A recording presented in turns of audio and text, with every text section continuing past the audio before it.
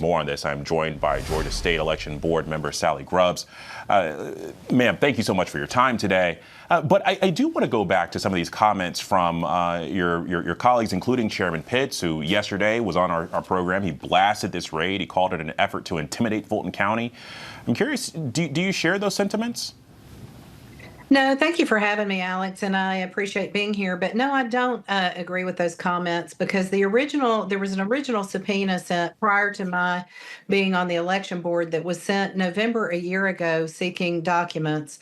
And there was not compliance with that subpoena. Then there was an additional subpoena that was sent this past October. And so Fulton County, as I understand it, filed legal actions to not provide that documentation. So that was prior to my being on the board. I just started on the board the first of this year. So, of course, I was not part of those subpoenas. But from what I have read, Fulton has tried to seek to not provide the information asked for in those subpoenas. We talked with Chairman Pitts. He said that those subpoenas would have been filled in a number of weeks. But I am curious because the governor and Secretary of State have stood behind Georgia's election integrity despite the president's allegations. Do you agree with them?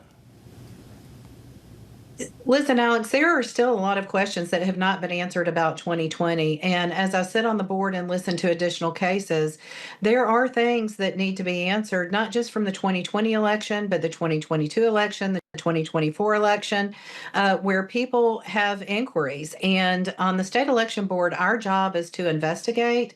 Our job is to promulgate rules and regulations for safe and fair elections. And sitting on the board, Alex, it's really a nonpartisan issue where we want to provide free and fair elections in as much we have any authority to all Georgians.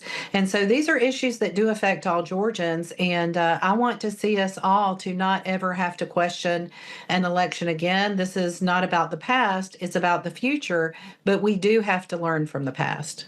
Well, and certainly I understand the push to learn from the past, but what else is there to investigate that hasn't already been played out in a court case?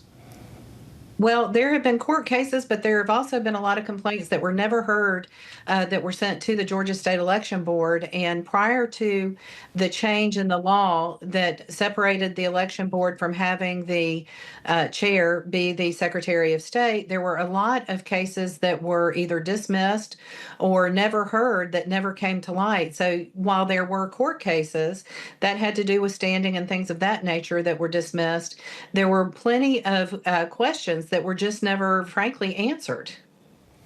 Okay, Salleigh Grubbs for us. Thank you so much. Thank you.